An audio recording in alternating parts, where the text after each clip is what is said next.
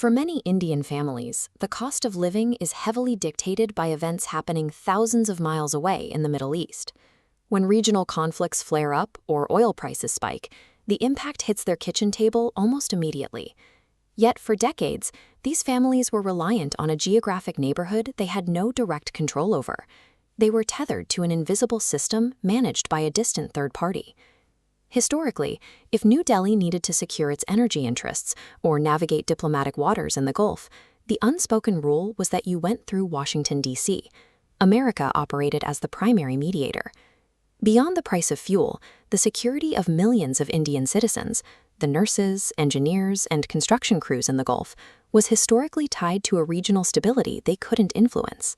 Operating under this system meant that India's internal economic security and the safety of its citizens abroad were often left to the mercy of American geopolitical priorities. To understand why, we have to look at how power in the Gulf was historically structured.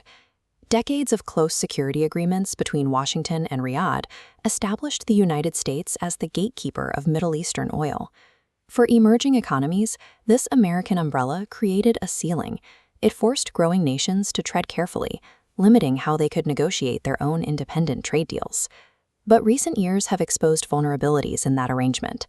Successive U.S. administrations have found themselves navigating increasingly strained relations with Saudi leadership, creating a vacuum of reliability.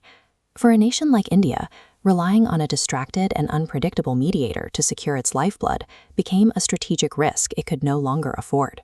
The solution was to stop talking to the mediator and start talking to the neighbors directly.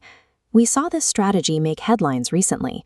A report from Dainik Bhaskar highlighted the approach: sideline America and initiate direct talks with Oman and Saudi Arabia. This changed the dynamic. By engaging directly with Saudi leadership, India transitioned a purely transactional arrangement into a primary partnership. There are no Western officials in the room. Oman plays an equally critical role. Decades of deep-rooted ties give New Delhi direct access to the world's most vital maritime choke points. This is a deliberate declaration of strategic autonomy. It demonstrates that New Delhi can manage its own neighborhood without outside permission. When you bypass Washington, the physical mechanics of trade change. You eliminate the bureaucratic friction of third-party oversight, creating a faster pipeline between the subcontinent and the Gulf. Economically, this direct network is crucial. It gives India leverage to negotiate more stable pricing structures for crude oil and creates a buffer against the ripple effects of global market shocks.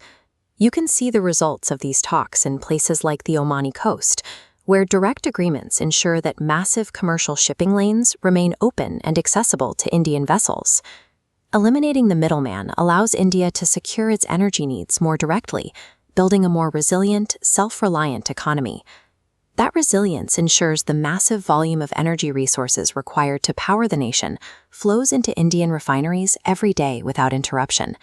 It means that the ships keeping those supply chains alive will continue to move across the Arabian Sea, insulated from whatever political theater might be playing out in D.C.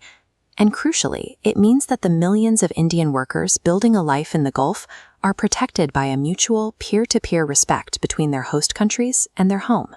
Security is a direct outcome of a nation's ability to manage its own vital trade lanes without outside interference, which brings us back to that family watching the evening news.